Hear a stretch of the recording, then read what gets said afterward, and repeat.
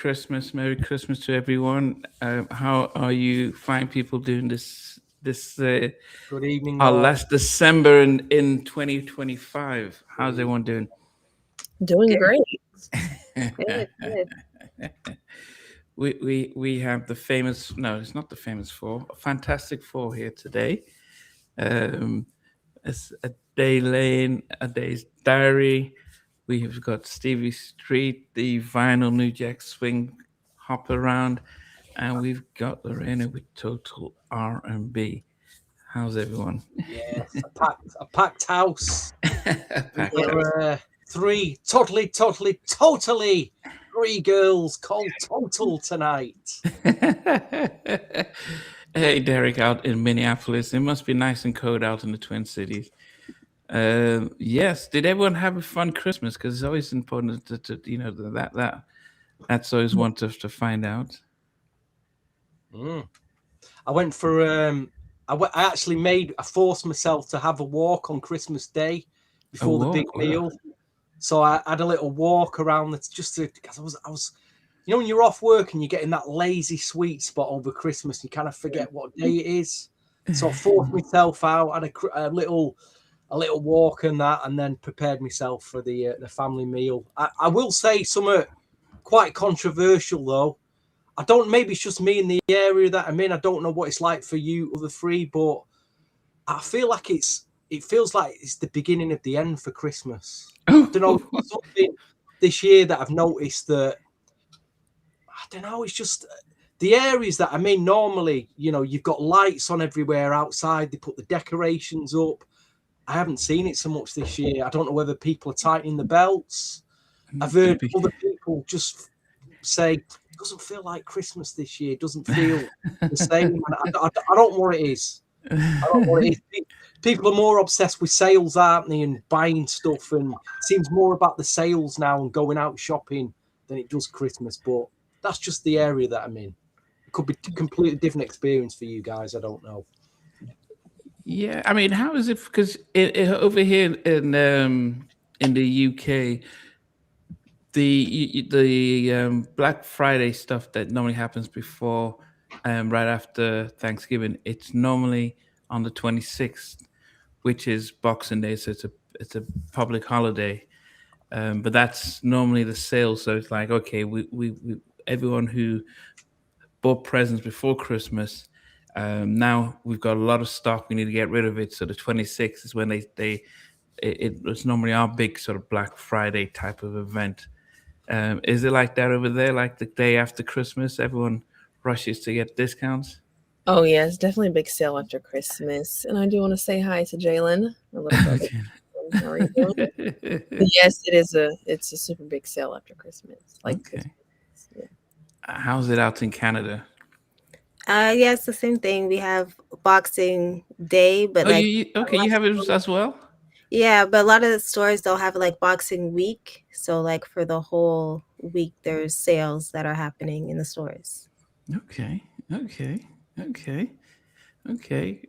Just welcome everyone that's joining us, and Mac as well. Good evening, all. Welcome. Yes, we've got Zay. Welcome as well. It's always good people joining us and Misty Johnson. Welcome as well. Happy Sunday. Happy Yes, Sunday. happy Sunday. Just as we were saying, we've got a special episode coming up in the new year. It's going to be Brandy's debut album versus Aaliyah's Age Ain't Nothing But a Number. So we get ready for that. As two albums that came out in the same year of '94, and both artists different trajectories. Of course, Aaliyah sadly passed away, but they both had three or four. Oh well, Aaliyah had three albums. Brandy, I think she had four or five. But anyway, we'll get to battle their debut albums in the new year. You're not skating around the controversial big one as well. You're not skating around that one. I mentioned that one, do you? The number 12 somewhere. We'll have time to celebrate that soon. But we are going to talk about these Total. 2 days, 2 albums. What did you guys think? I'll start with you, Dave, then go with Stevie, then Lorena. I think for me, what I found that I'm probably not supposed to say it yet, but I did favor the 1996 album a little bit more than the 1998 album. Okay. I love their smooth vocals. Like not everybody needs to be, like an Aretha Franklin or a Whitney Houston. I love the smooth, like hip sounding vocals. And I want to say Pam and T-Boz, they remind me a lot of each other, like their sounds, that style. But I loved it. I did. Okay. Stevie, what did you make of Total and their albums?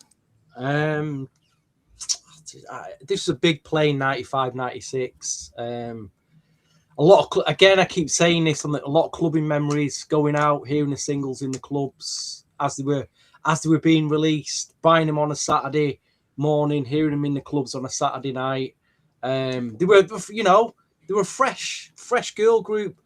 The sound of girl groups by then was kind of changing. I felt it's getting tougher, wasn't it? It was, you'd had the nice, looking, the way they dress girls. It was very.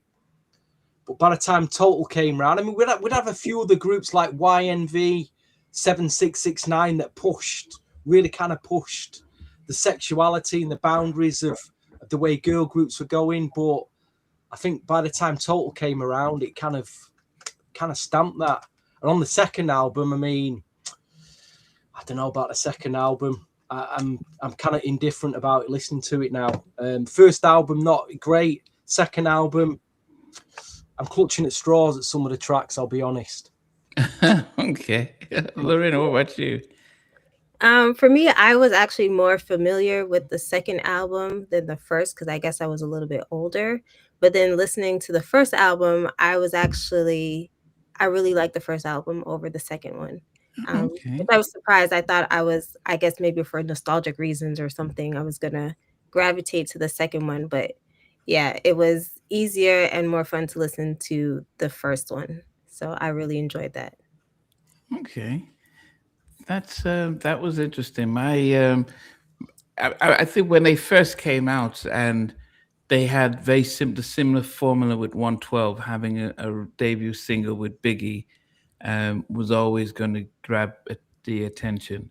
Pam also had a very similar, a unique tone, similar to Slim of 112, but she sounded like a baby, like a baby voice. So it wasn't a Coco or En Vogue, as you said. It wasn't. It just had a very distinct sound, and then alongside with Keisha as well, they did the bulk of the singing, and then you had Pam, who was the entertainer, the one who would dance and as well. And this was probably 96 when they first came out. That was at its peak of R&B. It's as well as we'd say. I'm just trying to see now. When did the album come out? Did it come out in 96? Yeah, because they had a single on a soundtrack, didn't they? What was the soundtrack? Got it. Who's the Man?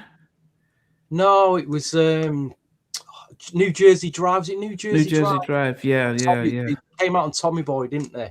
Because Yeah. that single was released on Tommy Boy Records, and that was big. It was a big, very big single.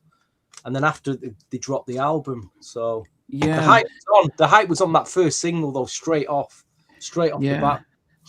So the album came out the 13th of February, 96. But they it's strange because Can't You See came out in 95, and No One Else came out in November of 95 before the album itself came out in 96. And to push the album, they released Kissing You and Do You Think About Us as the fourth single.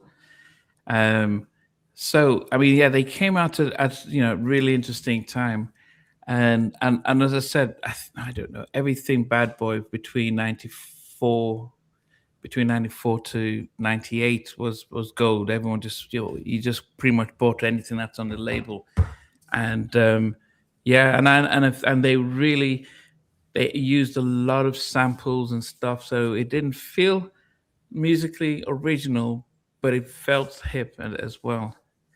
But it's interesting you both. It's interesting, Steve and Ray. You both favored the debut album.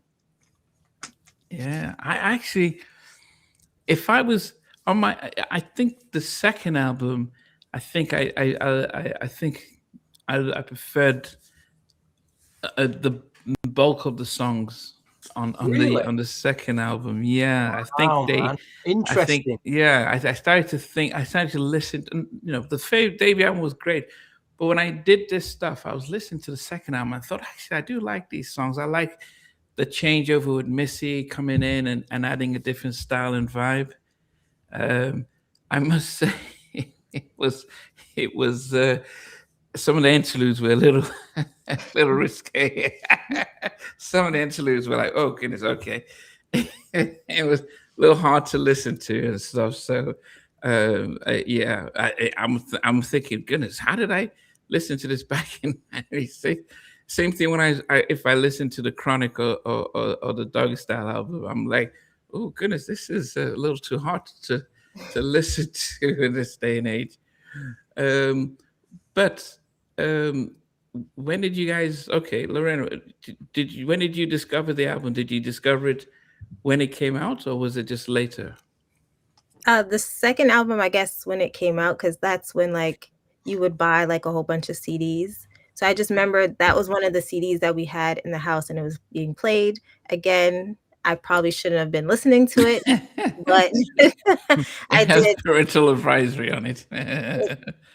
But whatever. There's a lot of songs I shouldn't have been singing as a kid, but here we are.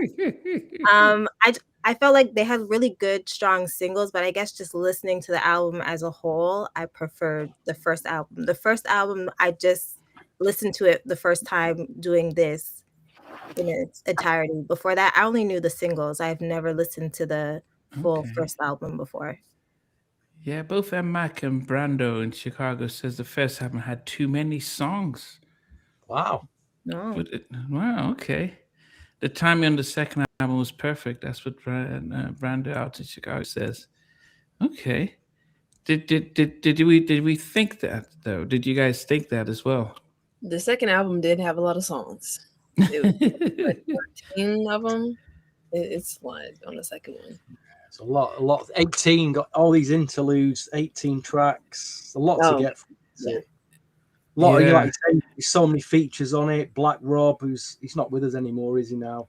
Missy Elliott, Mocha. Who remembers Mocha? Wow. Yeah, she was. Yeah. I mean, yeah. I mean, they gave them. They gave them some tracks. They gave them some tracks. I was, and then I wanted. My disappointment. I think every group would need 3 albums to really say, okay, at least they've come out with 3 albums. Did you know why they didn't come up with a third album? Well, hopefully you might give us that answer, Namdi. I wanted that myself. Oh goodness! So I probably didn't think too much. I should have asked, but Kima said that they were. She had this. Both Pam and Keisha kicked her out the group. She was saying that she wasn't too. Goodness, and I'm thinking, I'm trying to understand now. Was there? She didn't like how things were that things were happening within the group, and she wanted some change. And Kima and Keisha went in agreement, and they told Puff that she isn't being reasonable, that we probably need to make a change. And they drafted in Mila from 702. Wow. Oh. Mila 702, when I interviewed her, says, yes, it happened. We recorded some songs, but it just didn't, but we just couldn't get it. I think the labels changed their mind. Mind you, this was about 2000, and things just changed around. And then she went back to 702 and recorded a Star album. So there was just so much drama in there, and so that was it. They've never recorded another track in an album again. It's a I've shame, had It's a yeah, shame that. because they were really they really had their style and they really had different things. Yeah. Third album answer is Puff ran out of steam, and yes, the girls were not on the same page. Yeah. So it's as and I've had Pam on the show, I think 6 times, 5 or 6 times, I've always forget to ask her why they didn't do a third album. It's only Kima that I'd asked, and when I saw my interview with her, this was a year and a half after I'd started. She was kind of reserved, so it wasn't an easy grabbing it. But she just says it. But Pam and Keisha just weren't on the same page with her. Yes. Well, you really have. That's another one you've got on speed dial on WhatsApp there, isn't it? You got Pam there as well as Roger Jerkins. What Chris is saying, I one time asked Pam why the original version of What About Us was never placed on the second album over Interesting, yeah. over a remake. Okay, over a mix. Yes. Anyway, yeah. So, how did you guys find this compiling your top 25? Top 25. Your top 10. Some honorable mentions. I would say for me, it wasn't bad. So it was really cool for me to listen to the first album because, like I said, I've never listened to that full album, and I only knew like I guess maybe 2 of the singles that were out. So it was really cool. It wasn't that bad putting it in order, I think, except like when I got to like 1 to 6, it got kind of hard for me. Okay. Dave, what about you? I think for me, as I stated, like I just liked the 1996 album so much more. And I'm just like Lorena, like I never have listened to the entire album in its entirety. So I just know the hits that I've grown up with over the years. So that's how I always like make my list. If like I've grown up with songs over the years and they're still like I can play over and over and over still. So yeah. I mean, it must be hard for you guys because, as I said, Steve and I we would be, when the albums are out, we're buying them, so we knew of them and we can remember those feelings and stuff like that. And I guess it could be, imagine me trying to start to rank a Shalimar album or or F Wind and Fire album, and I'm almost experiencing it as because I wasn't there and it wasn't stuff that I'm as familiar with. Stevie, how was it for you? The first album was easy, just picking the 5 tracks. Could have picked 6, could have picked 7, could have picked 8. Wow. The second album, oh dear, I struggled. I mean, Wow. there's one standout track on the album. The rest of it, I was struggling. That maybe there's a few other tracks I could maybe listen to a bit more, and I might discover a bit more now. That I just didn't bother playing, but I really struggled with the second album. Apart from one standout that I do remember at the time, thankfully, it still sounds really good now, which I'm happy about. Okay. Get to in my top 10. Well, Brando's changed his mind now. He says he meant the second album had too many songs, not the first. Okay.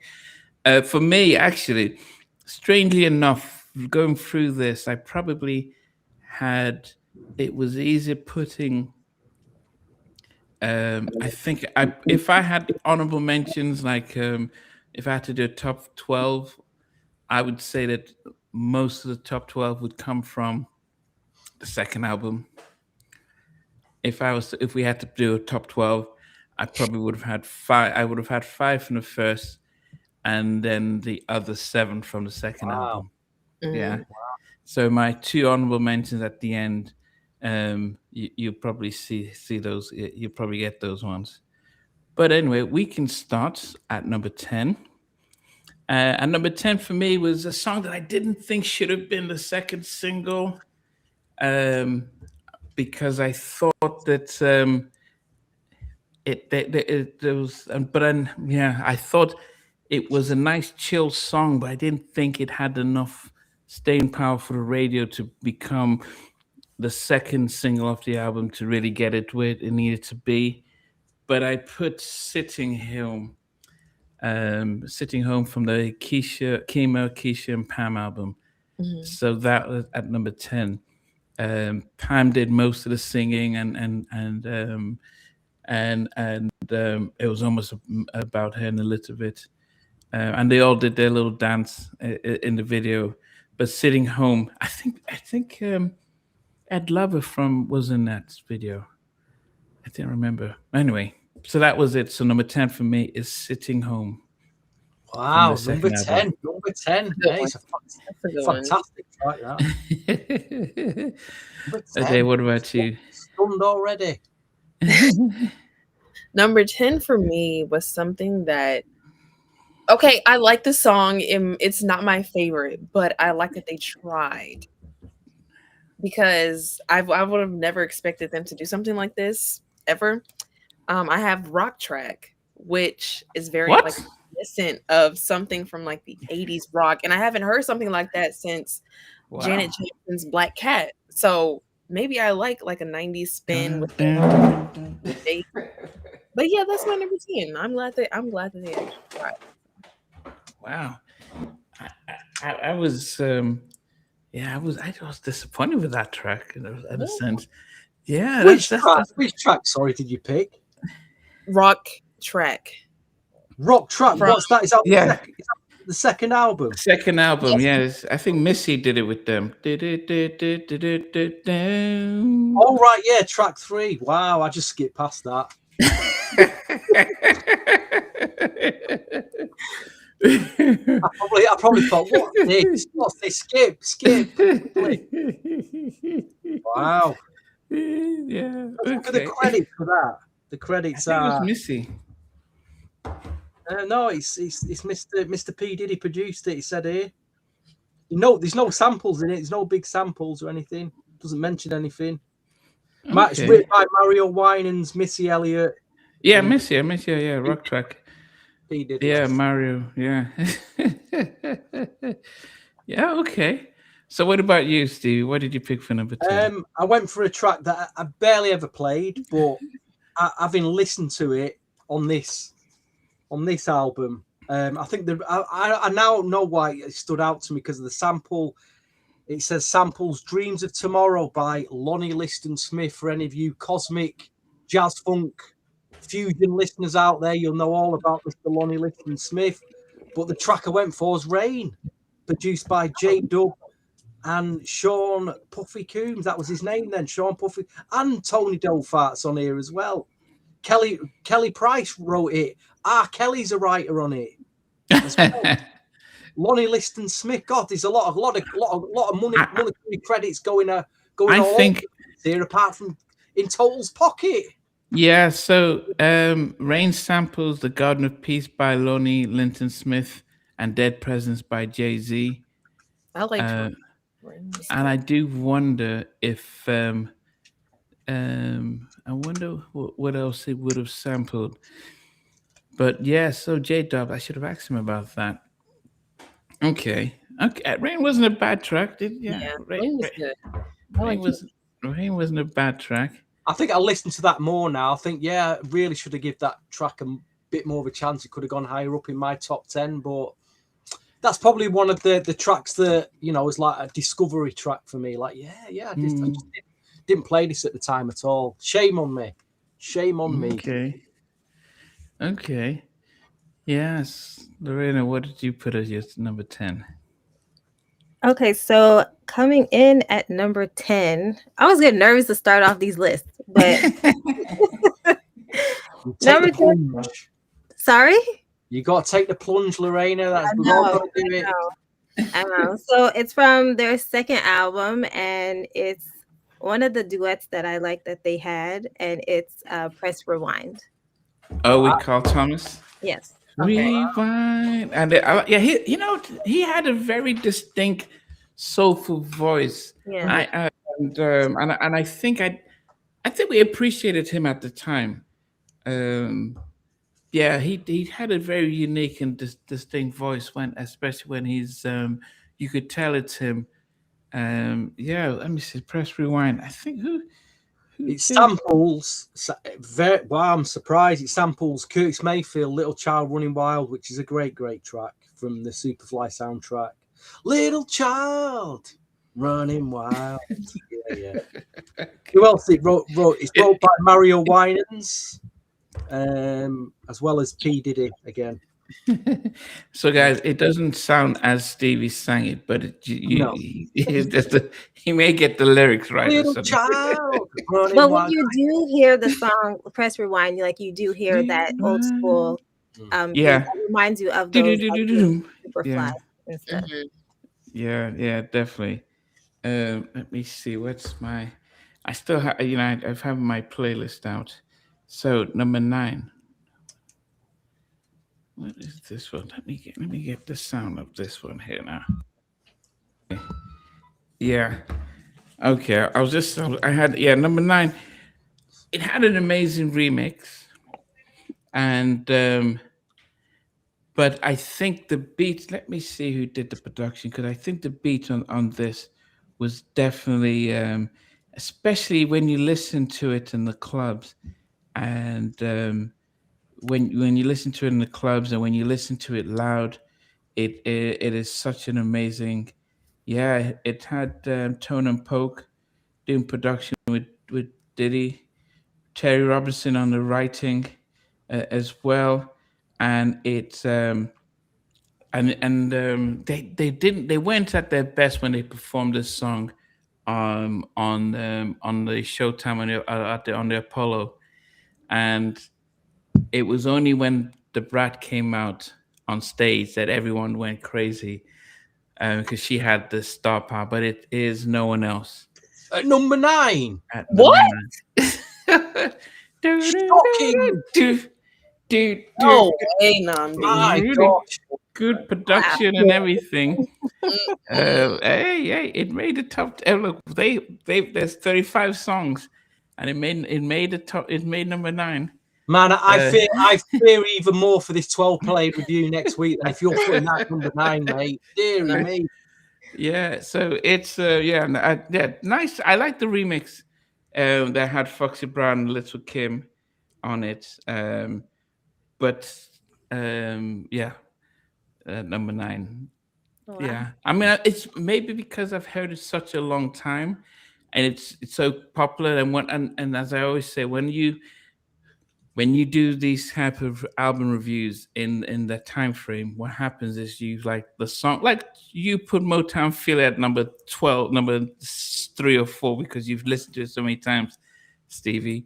With this, it was like I've heard it so many times, and some of the newest songs that I hadn't heard in a while, like really spoke to me today and stuff like that. I mean, I had a track that I was like, oh man, if it wasn't too risque, I probably would have put in my top 10.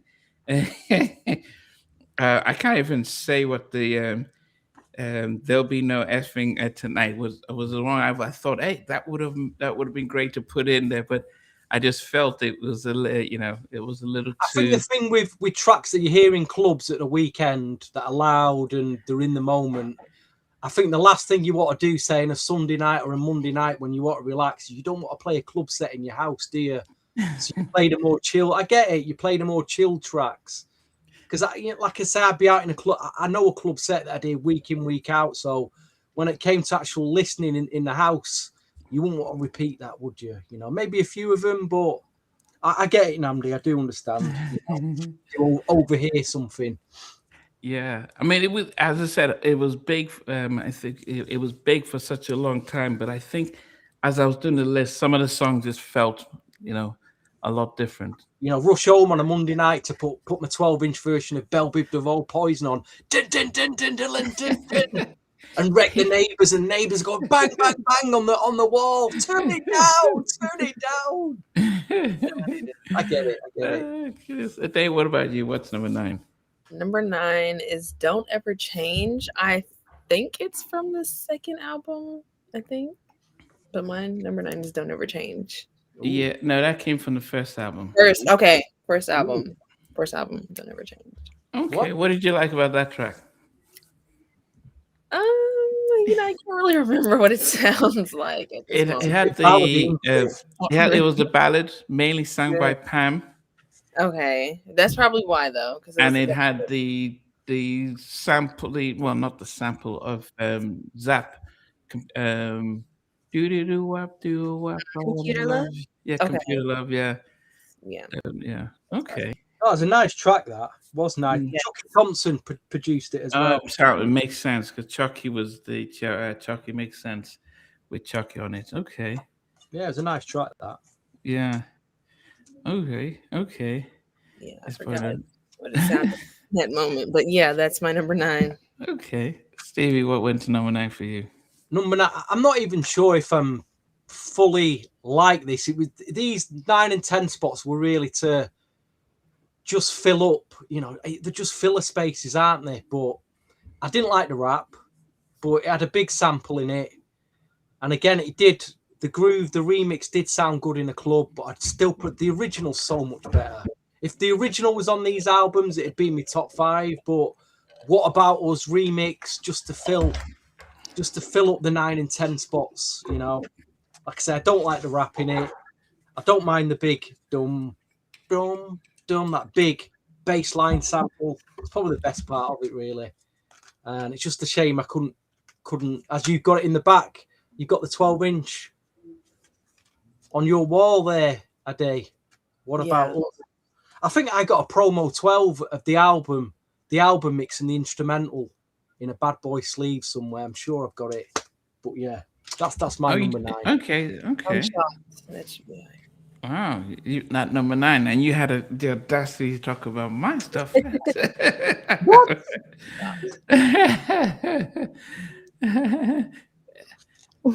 It's not as good, that remix. It's not as good as the original mix. Is an absolute boom, boom, boom, boom, boom. What about it's a Timbaland masterpiece, that one. But the remix just didn't as good as that. But it's still in my chart. Okay. Goodness. Lorena, what did you have? For number 9, it's another song from the second album that I think it was produced by Heavy D, The Most Beautiful. That's my number 9. Wow. Okay. I can't remember that one. Yeah, I can't remember that one. What do you remember of that? It has like a different beat to it, I found. The beat was really different. I really liked the beat of the song. Okay. What I try and look at is and see where did I rank it in the most. Your other friend Warren Campbell's on the track as well, Namdi. And it samples Memory Band by the Rotary Connection. Wow, there's an obscure name, the Rotary Connection. Wow.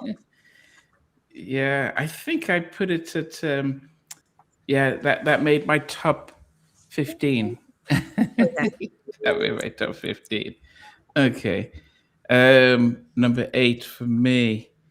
I think what I liked about this was the sample that it used. Let me try and see. Number 8 here is this is going back to the second album, and it had. Let me take a final peek to listen to make sure that number 8 here. What have I put it down at? It's the one featuring. Where is this stuff here? Yeah, they did have a lot of tracks here. I can't find it. Where is it? Hold on. I have to go to my playlist to see what I put down total. Number 9. Number 8 was no,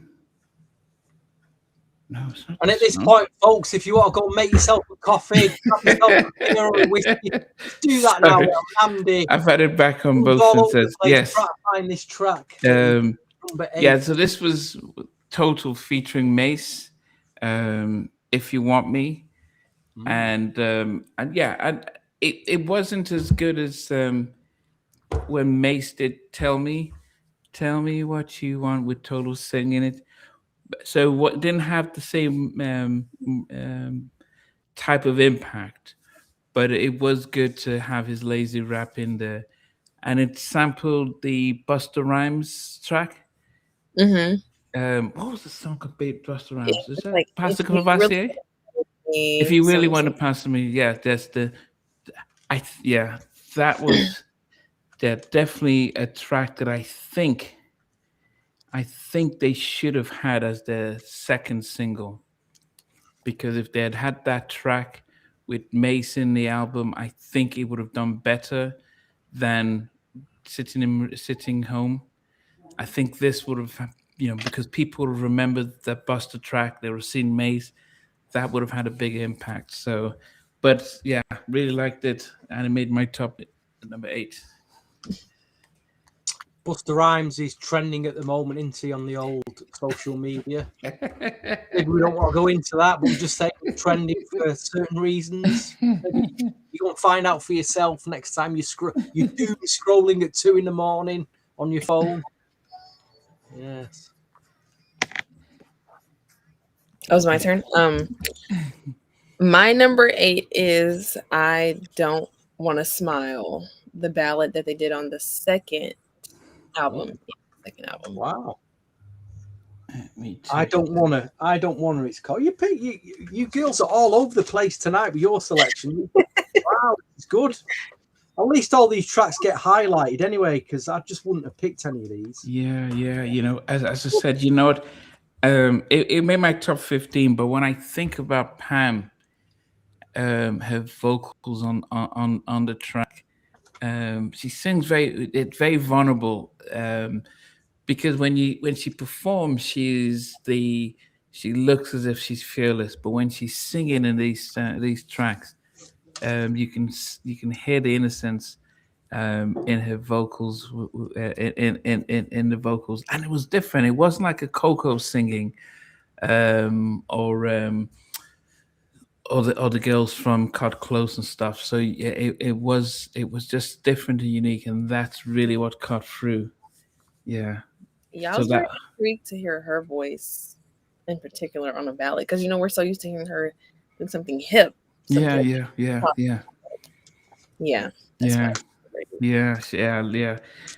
was listening to this and I said, man, I actually do like I'm a massive fan of Pam, and this is something. So she's been on the show 5 times at least, I think 6, but I'll count. My first time interviewing her, she said, okay, so you've got 20 minutes. It was recording. She just said, okay, we've got 20 minutes, so we don't want to waste time. So let's just go. And I'm like, damn, 20 minutes. And I squeezed out an hour and 2 minutes, that very first interview. Really triple the I time. squeezed out an hour and 5 minutes from that very first interview, because she only gave me 20 minutes. And since then, she's come back that many times. But it's, and I think there are times when I stop and I think, hey, this is Pam from Total. And her life completely changed. She's had so many ups and downs, especially with things. And I think she really had it bad in the industry. I think, and I think her whole change is about the fact that, whatever, all the stuff that happens with it behind the scenes, she was right in the middle of all that. And she comes out saying, yes, I messed up. I did a lot of stuff and I'm trying to change. So, yes. Yeah. So so it's, but yeah, so when I hear her vocals on this stuff, I say, man, people who go to see Total might be thinking, oh man, we miss Pam, because she brought a lot of different stuff on the stage. And it isn't just singing the songs, it's the performance and her vocals and her presentation and stuff. Why, you're some Donnie Simpson, Namdi. Okay. Misty Johnson saying, I appreciate that. Thank you. Anyway, Stevie. I'm still on this album. So it's my third pick from this album. I think it was the first single. Someone correct me if I'm wrong, but I was gonna say it sounds like a dollar store type Timbaland production or a pound shop type Timbaland, but it is produced by Timbaland, so I can't say that. So it's tripping. I think it was the first single from this album. I could be wrong, but Really? the song's all right. I like the song. Maybe I don't know if the production really hit me like other Timbaland productions. I'm not sure. But it's in my top 10. I think it's worthy of being in the top 10. That track, good single, solid enough single.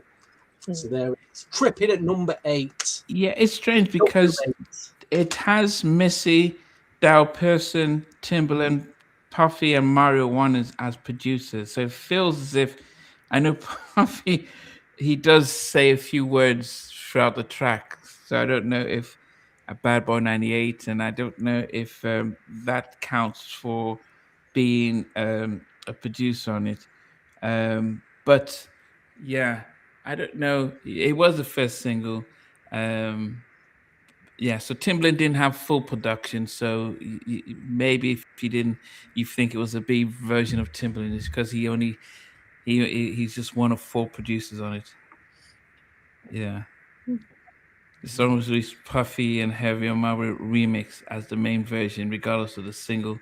So it's strange because they said, was that the person rapping? Was that Black Rob? Because I thought it was Timbaland that did in the video. Oh, no, that's What About Us. Doesn't say. I don't think there's a rap on it. I think they might have been on the 12-inch remix. I remember there's some other mixes of it. Track listing. They had the one featuring DMX on the remix. Yeah. DMX on the remix. Okay. A remix with DMX. Okay. All right, tripping. All right. Lorena, what's your number 8? For number 8, again from their second album, the song that they have with Mace, If You Want Me, that is at number 8 for me. I really like the beat because obviously I'm familiar with it from Busta Rhymes. So that was probably one of the reasons why it made it into my top 10, but it's a good song. I like it. Yeah. And it did it definitely did have that familiarity with it.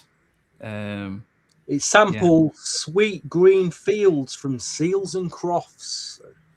Interesting. Very interesting. Stevie J. I have to look up the samples because some of these groups I've never heard of before. Yeah, it's like a 70s West Coast thing, wasn't it? Seals and Crofts. DJ all day there, giving us a bit of humour at number 8. I like that. Very good, sir. So normally, everyone who that from the 90s who whether it's J-Dub or anyone who's worked with they don't call him Diddy. They all call him Puffy.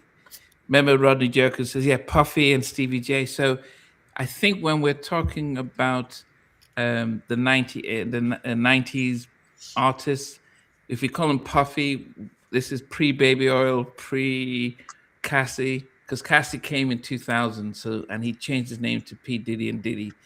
So I think it's safe when we call him Puffy. So the Puffy version was the sort of music maestro. He still stole money, but he was still the music version that people know him as. And they still, all of them, they all call him Puffy, not 112. Yeah, Puffy did that. So I think we're safe when we call him Puffy. I think we get into 50 Cent's territory if we start using the Diddy name. So, yeah. Okay. Number 7, is that me? I think I'm back to me now. I had a playlist on one phone. Yes. So back to, so this song was released on the Soul Food soundtrack. And it says the remix was on their album. Doesn't sound any different from the one that had the video with Missy and Timbaland. But the rap, I thought that was Timbaland. But they said Black Rob. And it's What About Us? Yes, I'm like, that's I didn't sound like Black Rob. Did you guys? I mean, you've heard of What About Us? Mm-hmm. The one talking about a remix, aren't you? Well, they said remix featuring Black Rob, but I said that doesn't sound like Black Rob. It sounds like Timbaland. No, I It's, thought it sounded like Black Rob. It's Black Rob. It says Black Rob in the yeah, credits. it does say Black Rob, but it doesn't sound like him. No, it's definitely. It's not. No, I didn't hear Timbaland rapping on it. Okay. Yeah, and when he mentions listen to Timbaland and Missy in at the end of the rap, so that was why I was just surprised. But yeah, but anyway, as I said, I like the moving away from the sort of Bad Boy sample stuff, and I liked what Missy and Timbaland gave differently to them. Yeah, definitely a different vibe, and it was and Timbaland was really at his peak at this time as well. So yes, there were 3 versions. Soul Fruit soundtrack doesn't have Timbo rap. That's what DJ All Day says. Okay, yeah, all right. Ade, what's yours? My number 7 is Press Rewind featuring Carl Thomas from their 1996 album, from the first album. What song is that? Press Rewind. Oh, okay. Okay, yeah, that was the Carl Thomas one. Rewind. So did you know Carl Thomas at the time? Oh, Yeah, I know Carl Thomas from I Wish. okay. Is him right? I wish I never. Yeah, I've never heard him on another song except for this. Oh, what about the one with Faith? Faith Oh, I'm Evans. emotional. Emotional. Yeah, that was a big one. Never heard it. Oh wow, that was a big She'll one. discover that in time. She'll do a little IG video reel. Remember when Carl Thomas released me and Namdi will go, well, we remember that, but they didn't. So if you listen to it, it samples Biggie's one of Biggie's song. So it was so if you listen to Emotional with Carl Thomas and Faith Evans, that was massive. You will have heard that somewhere. Yeah, Summer Rain is one of like my favorite songs by Carl Thomas. Oh, wait a minute. Did Monifa say that she was supposed to do that track and she gave it to Carl? I can't remember now. Wow. Maybe she did. Yes, Monifa was supposed to do that track and she gave it to Carl. So, anyway. Yeah. But yes, I would say that, Emotion was good. Yeah, but Carl's voice, that's why I said very distinct and as well. I think that was, definitely a nice track. Baby, I can't imagine. That's okay. Yes. Davey, what's about you? A big shout to DJ All Day. You can hire him. Only all day, though. You can hire him all day. Weddings, bar mitzvahs, maybe even funerals. I don't know. But all day, fine. But not night. You can't hire him at night. Anyway, let's move on for my number 7. I think you've all mentioned this one. If You Want Me featuring Mace has made my numbers. So we're all in agreement with that track, are we? Yeah. So we're all kind of, it's in our above. If you want, but I don't think you haven't picked it. You not mention it, Ade, no. Okay, well, you mentioned it, Namdi and Lorraine. Yeah, I did. Yeah, I picked that track already. Oh goodness. Okay. I don't know. What about you? What goes in? We're at number 7. Yeah, number 7. For number 7, I'm finally moving on to the first album, and I put "Do You Think About Us." Okay. That's what I have at number 7. Do you think about us?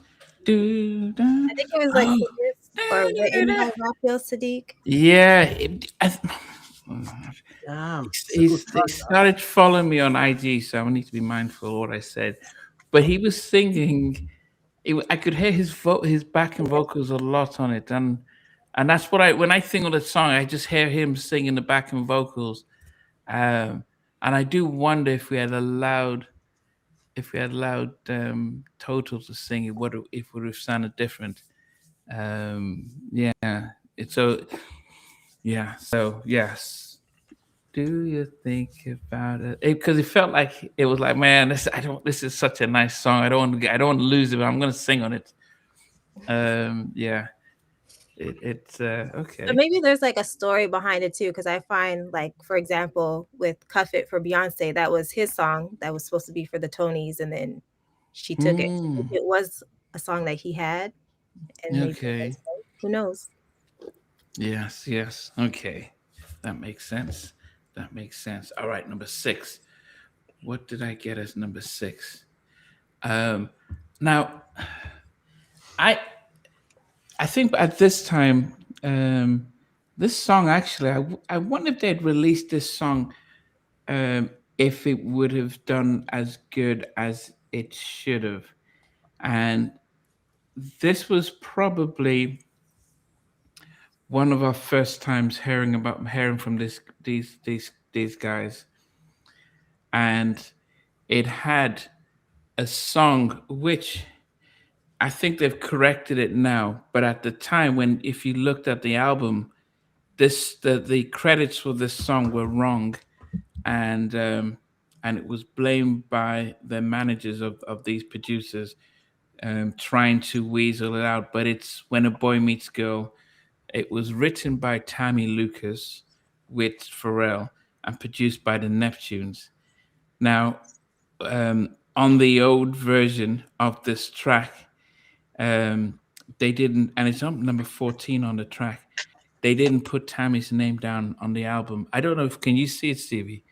Track 14. I'm just amazed you put that at number 6, mate. What are you doing tonight? What are you? Hey, it's the fact that it got mentioned. Serious, mate? Are you serious? When Boy Meets Girl. Yeah, vocal production, Tammy Lucas. What about written by? Who wrote it? Yeah, written by T. Lucas, Pharrell Williams, Chad Hugo, O Parker. There's about 10 different writers. The B.G.s are listed. So that's as Q from. well. Yeah, that's Q from 112. Yeah, I forgot it does sample the B.G.s. Love You Inside Out. That's where the sample's from. Yeah, I think. Wow, man. You know, I think it was the song that Tammy wrote for SWV. I can't remember this track right now, and they didn't put her name as the writer, but they showed her publishing, and she did blame Pharrell's and Chad's manager, who was trying to push them as writers and producers of songs, and moved out Tammy. However, it is such a unbelievable track, which I think should have been released as a single as well. I think they would have killed it I would have used that instead of Do You Think About Us. I think that after Kissing You, I would have done When Boy Meets Girl, because this was early Neptunes, really early Neptunes, before they started doing all their space stuff. Yeah. All right. So, Ade, what's your number 6? My number 6 is Do You Think About Us? After I just lambasted it. Why did you pick at number 6? I don't know. I've never heard this song. Like this is my first time listening to the album in its entirety. I'm like, oh my gosh. But it's so good. Like the vibe of it is good. And what did y'all say about Raphael? Did he write it or something? Or yeah, he wrote and produced it, but you could hear him on the background. Do you think about us? Yes. Yeah. Yeah, you could hear him on you can hear him on the background. Connie Johnson of Los Angeles Times considers Do You Think About Us as one of the best songs from Total, and described it as evoking the music of Faith Evans and T-Boss. Oh, okay. Oh, did you hear that? Okay. I was talking from my house because they're watching football. Sorry. Okay. I thought it was Namdi's kids then. I thought they were all fighting. Benson comes in, gives a little gift, and says, I've never rated Total. Big shout to Benson's there. Hey, he's giving you a super chat there, Namdi. He's keeping you rich over Christmas. He's keeping you nice. Super chat. But blast the group. Yeah, I've never rated them. If I had to pick a track in Boy Meets Girl. Oh my God. That is, but yeah, Boy Meets Girl is closer to a New Jack track with Tammy Lucas, with the Neptunes and the whole connection there. Yeah. Yeah. Who's playing? Lorena, who's playing? Is it I don't even know because it started. I've been in here like preparing and stuff, so I have no clue. okay? But Never you mind. guys are Canadians. You don't watch American football. Yeah, we do. Just kidding. We watch both actually, NFL and CFL. Okay. Get the Premier League on. That's proper football. Proper football. None of this, not American football nonsense. Okay, Steve. What about you? It's actually the first entry, number 6 from this album. It was originally at number 5, but I figured my favourite track from this album had to be in my top 5, so that's a spoiler alert. But I've gone for a track produced by Chucky Thompson, samples Hamilton Bohannon, Save Our Souls, which has been sampled a lot, actually. It's a fantastic little funky track. But it's number 6. It's Someone Like You. Makes my number 6. But probably because of the sample. I just love the sample, the Hamilton Bohannon. But I thought they made good use of it. I thought it was a solid enough track. Could have been a single for me. But there you have it. My first entry. Okay. From the first album. Lorena, what about you? For number 6, I have a song from their second album, Sitting Home is what I have at number 6. Yes. It's such a dope vibe. I remember the video too. I thought the video was really good. Okay. Okay. Oh, that's pretty high up. Hey, Anthony. Hey, Happy New Year's. Yeah, totally still one that I have on vinyl. Wow. Okay. It's worth a bit of money that now. Worth a bit of money on vinyl. If you've got the vinyl, the original press, you're looking at least, $80 to $100 on that now, easily. Wow. My goodness. Dave's looking up and says, I can buy some new nails. The album with the, Right. the original album cover on. She was like, oh. Not that one, I'm afraid. Not that. That's a few dollars, that only. It's a couple of dollars, that, unfortunately. Okay. Let me get back to my list here. It's the wrong phone. Hold on. Number where are we at? If you see, number 6. If you see R&B albums on vinyl, not the 12-inch. If you see the albums in the 90s, buy them. Just buy them on site if you can afford them, because they're rocketing in price. Mm-hmm. So if you see the total album on vinyl, just buy it. Or if you see any others that you like, Brandy, the original US pressings, gone for a bit of money. Faith Evans' first album, you $80 to $100 now, easily. Mm-hmm. Easily. Wow. Zay is saying, y'all rating, sound American there. Y'all rating Sitting Home so low. I'm shocked.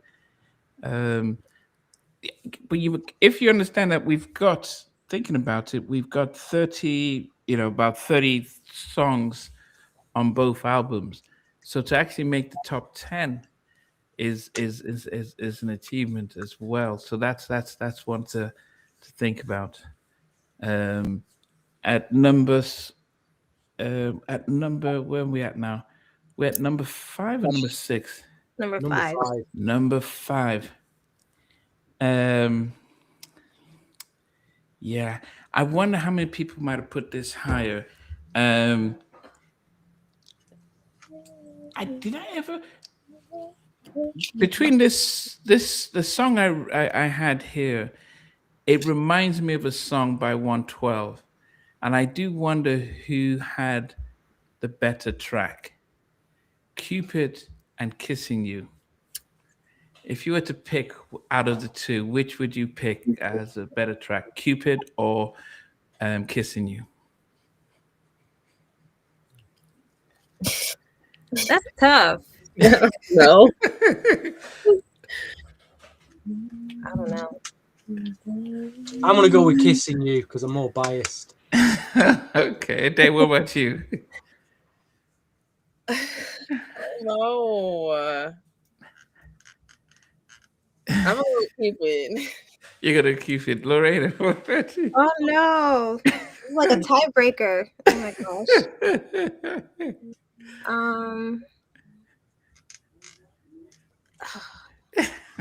I don't know. I think I'll go with Cupid. I don't. It's so hard. Hard, I yes. really like both songs.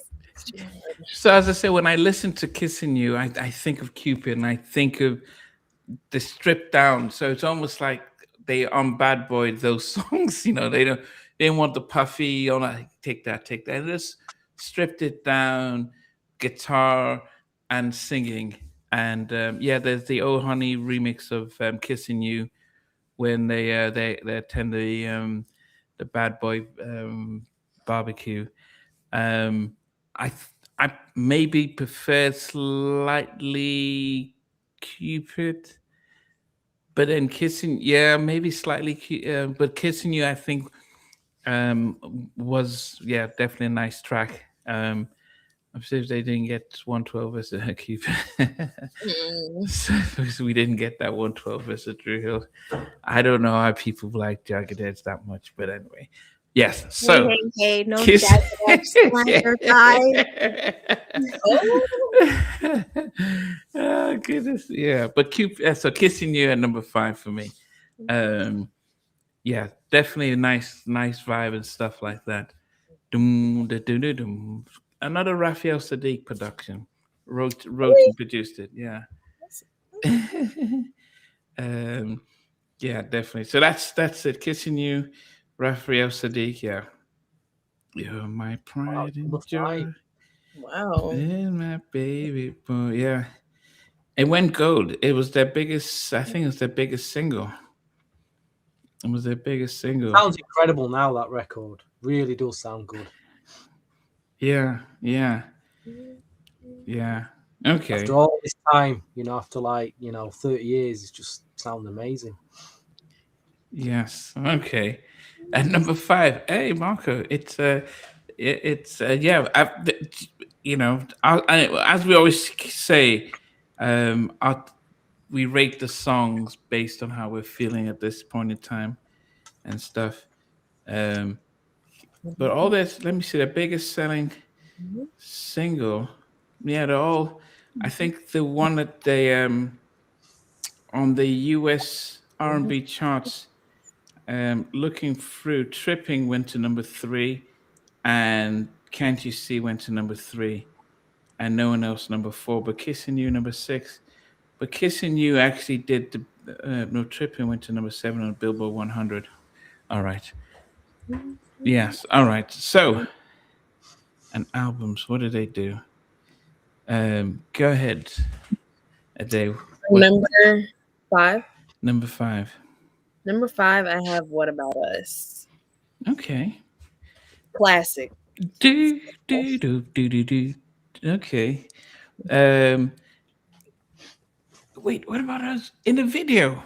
Who's in the video version? That's Timbaland that's rapping, is it not him? Or there's no what do you remember of the video version?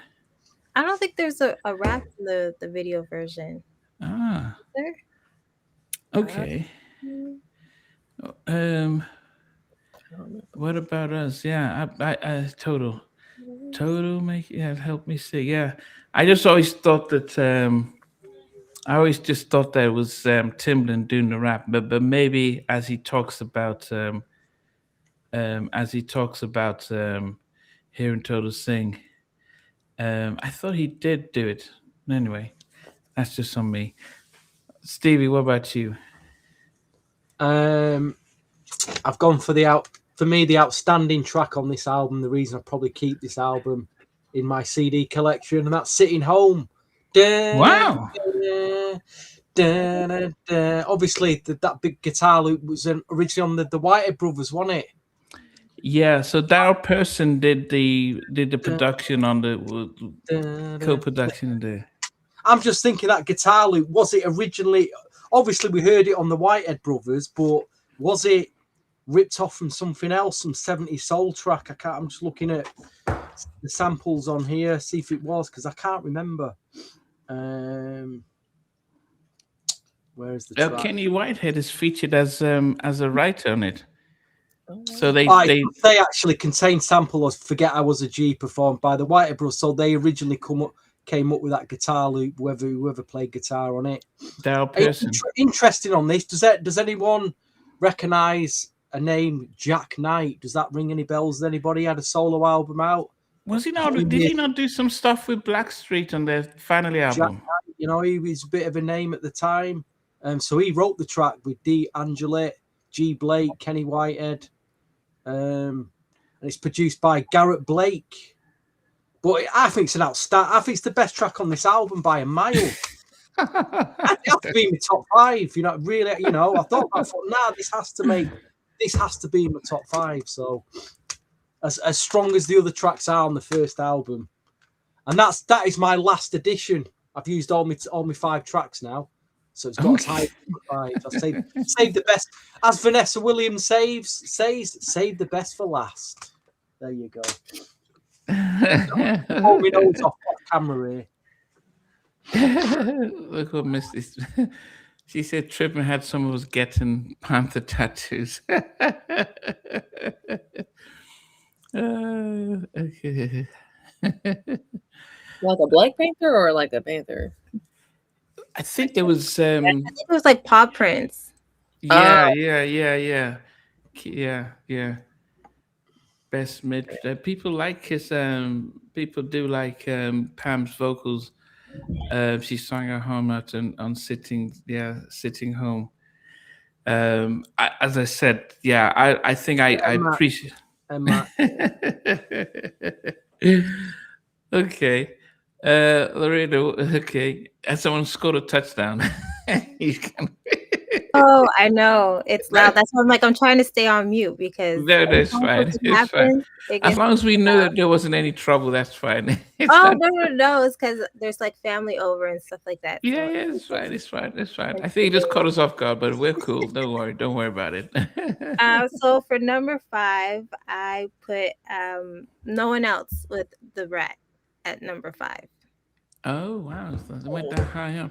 Yeah. As I said, I think when you're doing a double album like that, it's actually including it in the being able to include it in a top 10 does say that actually it is, it was, because when you have 30 songs, goodness, you've included it in there. Yeah.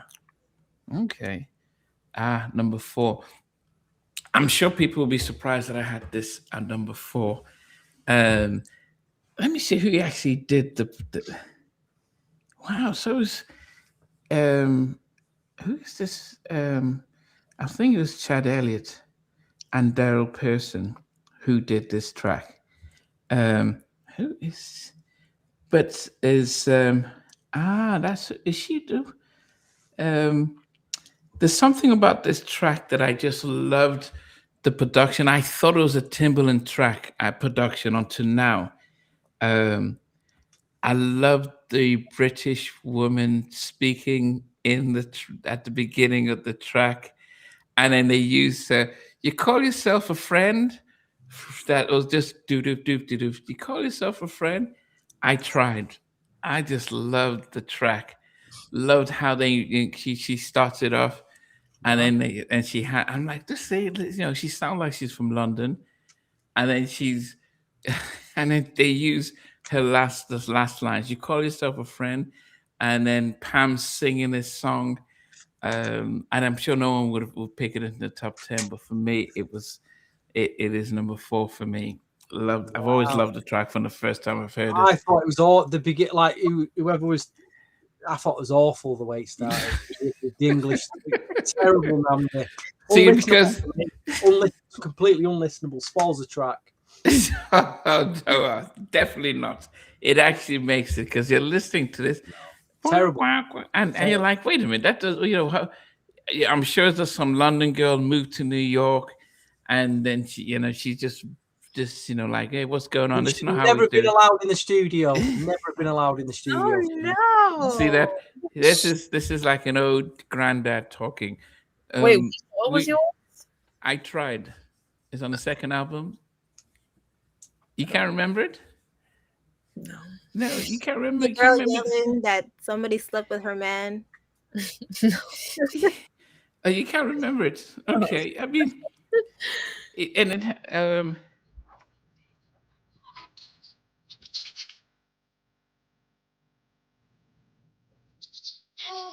you can't remember it.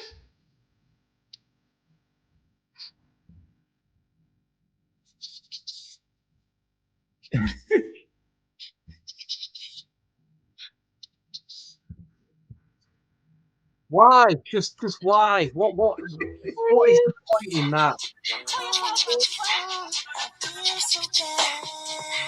Yeah, I did like. I just love the. I'm from London. I was like, get terms made out this. No. I remember listening to it, and I was living in Los Angeles at 98. No, where was I? 98. No, I was still in Milwaukee, Midwest, and maybe I was homesick, and I was like, oh man, and it just didn't. It just like, where did they get this? Where did they get it from? So yes, I really just love the whole vibe of the whole vibe of the track, and then Pam singing as well over it. Yes, you call yourself a friend. Go ahead, Ade. My number 4 is "Love Is All We Need." I know Dun, dun, dun. the credits, and they Love is all we need. I don't know from which song though. Let me see. What album was that on? Was that the second album? That would have been the first album, right? "Love Is All We Need." It's the first album. The first. That was called Chucky. Okay, Chucky Thompson. Okay. I really like. Okay. Yeah. Okay. Okay. Wasn't okay. That was that high up. All right. Should have been a whole track. Okay. Stevie, what did you get to number 4? Number 4, I got obviously I think it was the first single, wasn't it, on the New Jersey Drive? No, it wasn't. No, it was the second single. I'm stand corrected. No One Else featuring Debrat. On the US CD single that was released, there was an R&B remix which smoothed it out. If I could have included that, I would have, because that's for me, that's the best mix of this track. I think that smoothed out R&B remix. But No One Else, great memories, great club memories of this track. Big single at the time, number 4. Okay. It had so many remixes here. It had Puffy Radio remix, R&B remix, Daddy, That's the one. Puff Daddy remix. Oh, amazing mix. Okay. Lorena, is it a touchdown yet? Okay. Okay, where are we? Number 4? Oh, just before you say that, so back then interludes were a thing to help with the story. That's why. Yeah, but I would say, I think what I was just getting at was back then I didn't mind the interludes. I think listening to them today is like, oh goodness, and especially I think there was one with Keisha and Diddy Puffy, that just felt like okay, especially with the whole trial stuff. So that's why I think it's harder to listen to now, as it probably would have been back in the younger days. Okay, Lorena, number 4. Number 4, I put When Boy Meets Girl from their first album. Okay.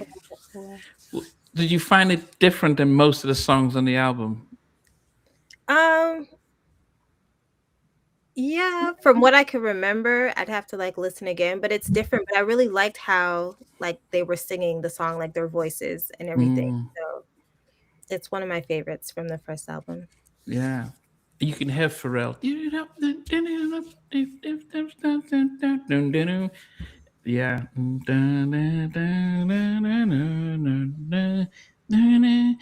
I wish they could have given the Neptunes a little bit more tracks on that, because I think they did really did a real good job with that.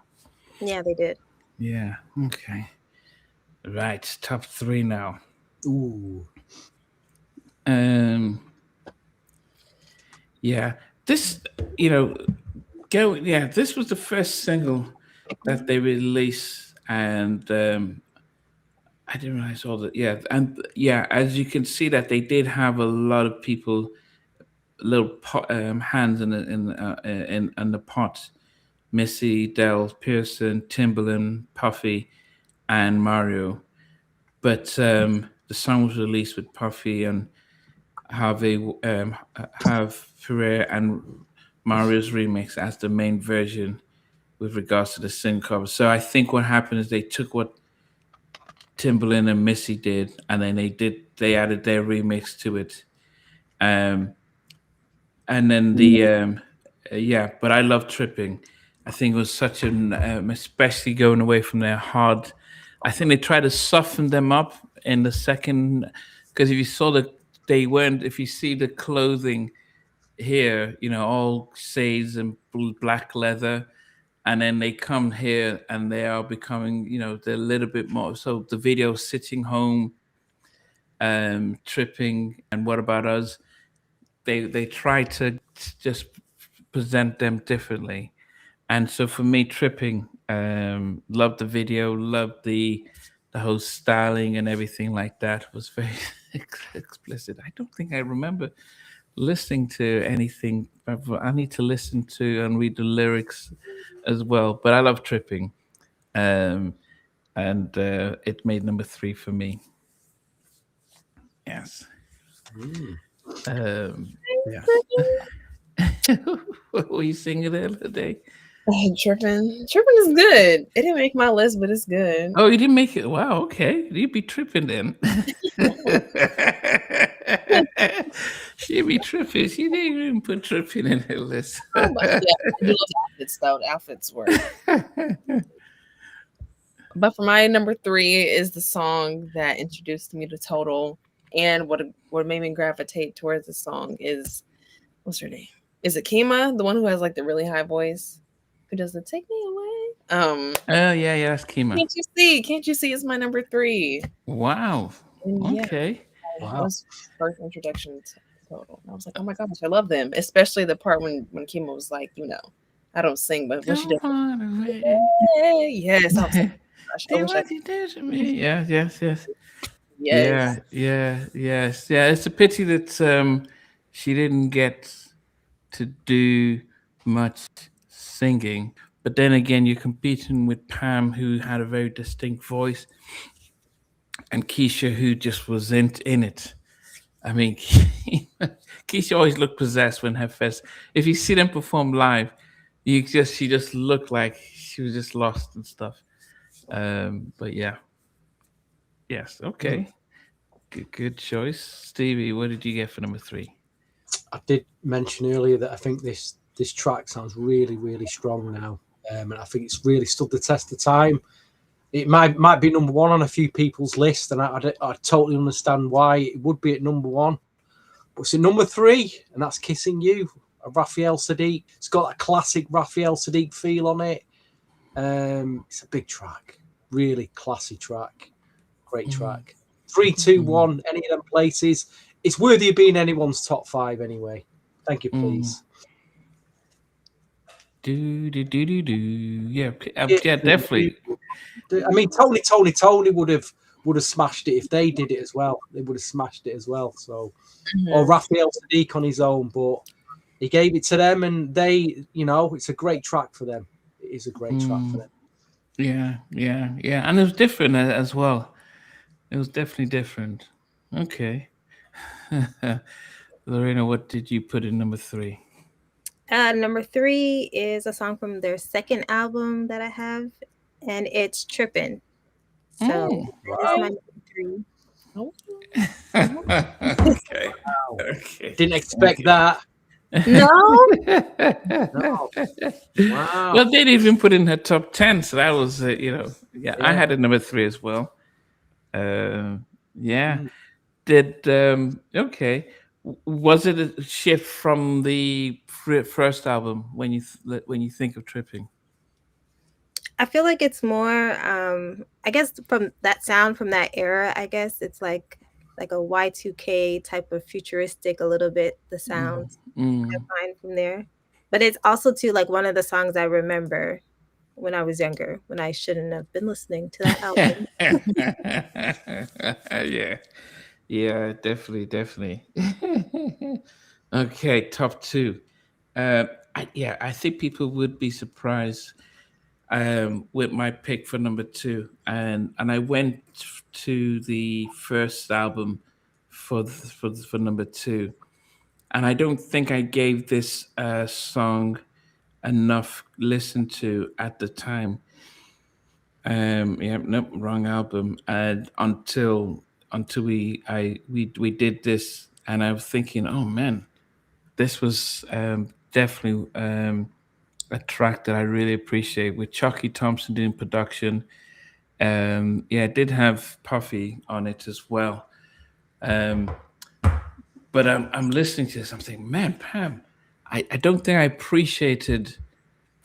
don't think I appreciated her as a vocalist as much as I did after doing this.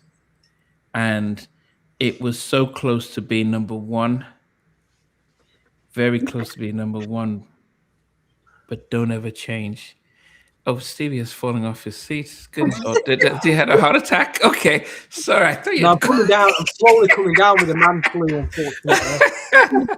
I thought he had a heart attack. Yeah, oh man, over Christmas. Slowly coming down with a man flu. But don't worry, I'm a man. I'm a man. I will deal with this. The man flu. Oh dear. So like a true man, I'll get through it. Okay, all true man like Yes. Alex O'Neill. Yeah, don't ever change. I know a day you put it at what, number 8? 9. At number yeah, it's probably at number 9.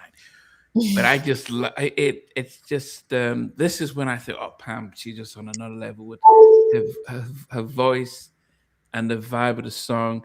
And I don't know if we apart from Kissing You, I don't think we thought of Total with their ballads, but this was to me like, oh man, this was great. So yeah, number 2 for me. Now that is, yeah, I wish it could easily be number 1, but number 2, the singing is flat. Okay, it is what music gives you, that feeling and that vibe. So yes, that's what Don't Ever Change does for me. Yes, Ade, what about you? What's number 2? My number 2, I feel like my number 1 and 2 could be like interchangeable with each other. Like both of them should be 1. But I have Kissing You for number 2. Okay. Total. And it's just so amazing that Raphael Sadiq has just written everything. Like I did not know that, but that's amazing. Yeah, I mean that's the music. I mean he did the music for Sinners. I mean that's stuff like that is easy for him. He did I think, did he do Brown Sugar? Was he the main producer and writer on Brown Sugar? Yeah. I don't know if he's the main, but he did. Wasn't it Lady? Oh yes. Okay. Yeah. So yeah, I mean he did a lot of the Tony stuff. So yeah. So yeah, okay. But yeah, Kissing You definitely is Kissing You is a hot song. I fell in love with Pam because of that song. Yes. Okay. But Stevie, what about you? I think this is it's a 90s R&B classic. This again, big club memories. And initially this was at number 1. I'm umming and ahhing with this should be number 1 with what I actually put number 1, but it's number 2. Can't You See with Notorious B.I.G is at number 2. Can't You See? It's an absolute 90s classic for me. What? Oh my god. Okay. In a way, it's a compliment in a strange old way, because Tracy Chapman was on another level when she just sang her own things. But okay. Wow. Yes. It's just a shame he gave the songs to three women who can't sing. My goodness. Ooh. Benson, what did goodness, no, they could sing and stuff. Anyway. Ooh. Okay. Loretta, what is your number 2? My number 2 is Kissing You from their first album. So Wow, you guys had it. Okay. yeah, it's one of my favorite songs. There's just another song that I put at number 1. It's just every time it comes on from like the first bar, I'm just Yeah. Number 2. Yeah, it is. It's a and as I said, it's definitely a track that I can appreciate at the time. All right, so let me go through my. Well, I had yeah. If I well, I'll look at some of my honorable mentions that couldn't make it. At number 15, I had The Most Beautiful. 14, I had I Don't Wanna. I had 13, Rain. I really liked Rain. I think the other one that I really missed I could have gotten in was the one with Missy, Do Something. It sounded like, when Missy did Bad Boys and with Mocha doing a rap and Missy. I yeah, so that was it. Then I had Press Rewind with Carl Thomas. His voice was very distinct, but at 11. But at number 10, Sitting Home. Number 9 is No One Else. Number 8 is If You Want Me, featuring Mace. Number 7, What About Us remix with Black Rob. Number 6 is When a Boy Meets Girl. Number 5 is Kissing You. Number 4, I Tried. Number 3, Tripping. Number 2, Don't Ever Change. And number 1, it is really hard not to appreciate their debut single, to appreciate Biggie's rap, and how it just really says, okay, listen to these new girls, but I'm gonna vouch for them almost with his rap. But and then the James Brown sample throughout the track, and I even like the version with Keith Murray, the remix that they did with him. But Can't You See? It will be another 90s classic, 95 classic that everyone was, you heard. I don't know if it's like Jay Don't Walk Away level, but it does have its space in the 90s. So my favorite total track from both albums is Can't You See, at number 1. All right, today. Yes. So I'm just going through like my entire list and then number 1. So you can pick your honorable mentions before you get to number 1. Okay. and then you go from 10 down to 1. I think my honorable mentions are Rain, Sitting Home, and Tell Me. And then my number 10 was Rock Track. My number 9 was Don't Ever Change. Number 8 is I Don't Want to Smile. Number 7 is Press Rewind. Number 6 is Do You Think About Us? Number 5 is What About Us? Oh. Number 4 is Love Is All We Need. Number 3, Can't You See? Number 2, Kissing You. And number 1, I still remember the first time I ever heard this song. I was like, oh my gosh, this beat. No One Else featuring the Bratz. Wow. I love that beat. Oh my goodness. And the Bratz, I like it. Yes, I love that. Big track. Big track.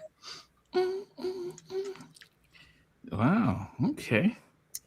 Wow. Goodness. Stevie, what about you? I just want to appreciate this CD packaging, album cover, the front cover there, the back cover, which what a great photograph that is, and also the inside of it as well. Look at the CD and the logo of the group, and again the photography just superb. I mean, the styling. They just, I don't know, record companies in the 90s seem to put a lot more into the CD packaging, the booklets. It just a lot more than what they do today, anyway. But my honourable mentions are all from this album, really. Do You Think About Us didn't make my top 10, but it's an honourable mention. Don't Ever Change and Spend Some Time. Really, really solid tracks.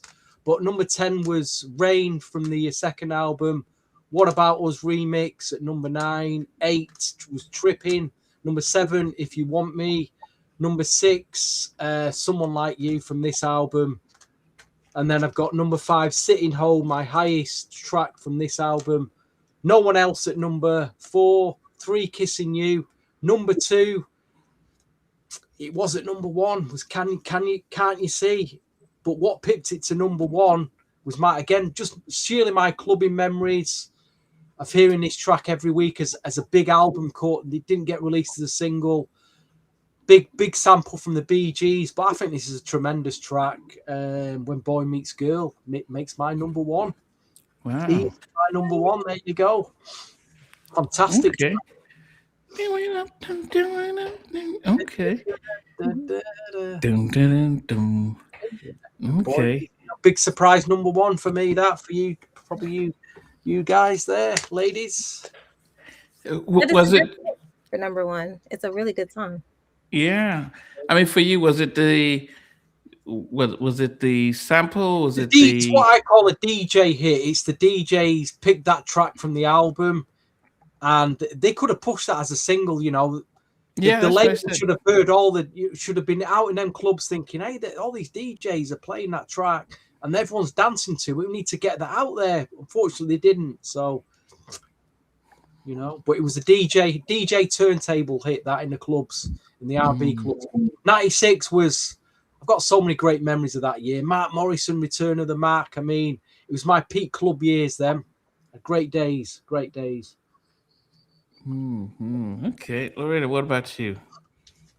So for me, some honorable mentions that I have is Tell Me, I Tried, Don't Ever Change. And I put What About Us because I didn't like the remix. I like the original, which is on the Soul Food soundtrack. So that's why it didn't make my top 10 because I just don't like that version of it. Number 10 is Press Rewind featuring Carl Thomas. Number 9, The Most Beautiful. Number 8, If You Want Me. Number 7, Do You Think About Us? Number 6, Sitting Home. Number 5, No One Else featuring The Brat. Number 4, When Boy Meets Girl. Number 3, Trippin'. Number 2, Kissing You. And number 1 for me is a song that I personally don't get tired of. I hear it all the time in parties still. And when that first line drops by the Notorious B.I.G, everybody goes crazy. So for me, it's Can't You See? Mm-hmm. Wow. Yep. Yeah. I mean, yeah. Great choice. Yeah, definitely. I mean, it's yeah. I mean, you listen to his rap alone, and then how he just introduces them the same way he did with 112. So they had a good formula. Okay, Biggie, you need to introduce these guys. And then Biggie says, "Well, I have to represent Junior Mafia." Always. Yeah, bring them in. Okay.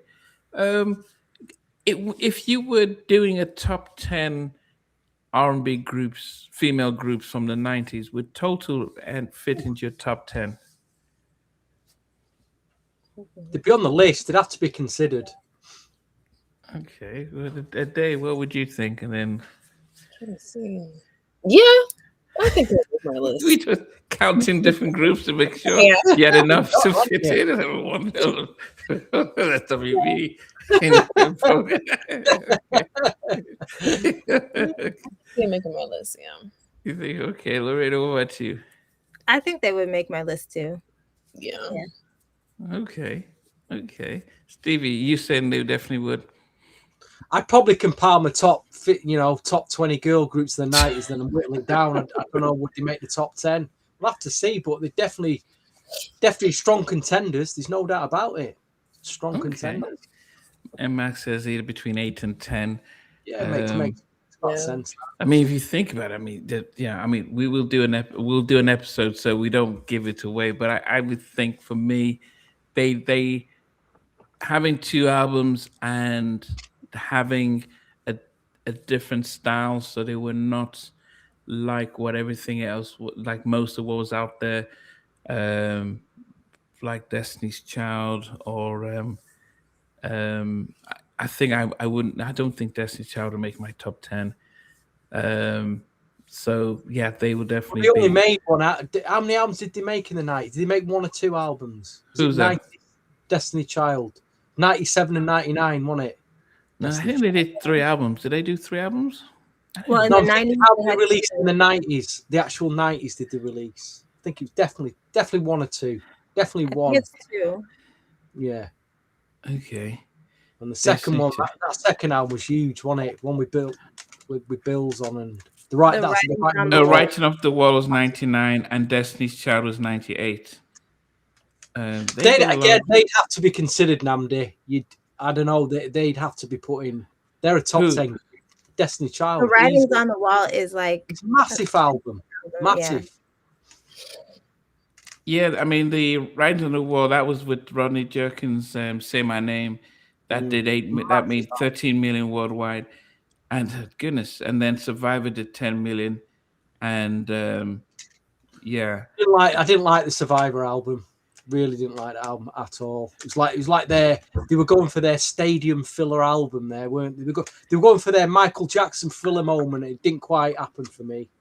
Well, that's another podcast debate. That. yeah, but and I say that because Brian Alexander Morgan, well, they Here's just a list posted. here: TLC, SWV, En Vogue, Janae. Wow, yeah, Janae. Escape, 702, Changing Cut. So yeah, there's a lot there. There is a lot there. Yeah, so they just said the best-selling R&B groups of all time worldwide. TLC at number 1 with 85 million. Destiny's Child at number 2 with 70 million. The Supremes at number 3 with 50 million. SWV at number 4 with 40 million. The Pointer Sisters with 40 million. Number 6 is En Vogue with 30 million, and Sister Sledge with 25 million. Now, it's that's. I don't believe TLC sold 85 million records. I think they're adding streams and all that stuff into it, so it's a very hard list to compile. But SWV seem to be the 4th most successful R&B group out there. But yeah, Total. I don't know. TLC's second and third albums were huge, mate. They were huge. Yeah, they were absolutely huge back then. Yeah, but anyway, I mean, taking nothing away from Total, I think they were very different. They had the style, they had the swagger, they had different vocals. A lot of people don't seem to not too many people like them as much, but I definitely appreciate them. And I'm glad we did this podcast. I'm really happy. Yes. Managed to appreciate them. Just finally though, if you were to, which would be your favorite, the debut album or the second album? I'll start with you, Ade. Debut album. The debut album. Stevie? 8.8 out of 10. Okay. Maybe 5 out of 10. Wow. Yeah. Okay. Ade, what would you rank both albums out of 10? I think the first one, I agree. I would give it. Oh, hold on, kiss it. 9 or 10. I don't know, 9 or 10. But then the second one, maybe a 6. It's not my favorite, but that first one though, 9, 10 level. Like they have so many. Goodness, Lorena, what about you? Yeah, for me, it's the first album, which it's cool that I got to do this because, like I said, I've never listened to the first album in full ever. And so for me to like that over the second album was really interesting to see. But I definitely rate the debut album higher. So I would give that like an 8.5 out of 10. And then the second one? I'd give it a solid 7. Okay. I probably at this stage of life would probably give both albums a 7. probably 7.5 for the second album, just because I played the first so much as well. But Red Golden Chow says, Pound taught me how to sing. That's really nice. All right, guys. So look out in 2026. We will be doing Brandy's debut album versus Age Ain't Nothing But a Number, our Aaliyah's debut album. Both came out in 94. So we will be compiling our top 10 or 12 songs evenly matched from both albums and compiling our lists. So look out for that. And next week, don't forget, people, it's strictly about the music next week. It's a controversial one, but reviewing it on music purposes only, not about the horrendous things that the person's done in his personal life. Let's get that straight. Straight anyway. Yes. So that would be 12 play next Sunday. Jackie McGee picked the album, and she is going to be right in the middle of that. So we love you guys. We appreciate you guys. Have a safe New Year's, and be grateful. And we, as all of us, I pray and hope that we all make it safely into 2026, and we keep celebrating the art, celebrating the music. Nothing controversial out here, but just fun. And remember, folks, totally free. Okay. All right. So we appreciate you guys, and we'll see you soon. Take care. Hey guys, thanks for watching. Thanks for being a part of Halftime Chat. Please remember to subscribe, share, and comment. But most importantly, why don't you become a member of Halftime Chat? We've got amazing videos, amazing perks, and being able to support the channel. But anyway, thanks for watching. Take care. I never participated in that kind of. Somewhere in between us, or even loving us, on which I didn't miss you with. What was it like growing up? she's still making an impact on 4 houses down. I have a couple of pieces. Trying to get this one and that one. That works for you, but just for me, No. Okay. They understand what Jonas' voice meant. Play it.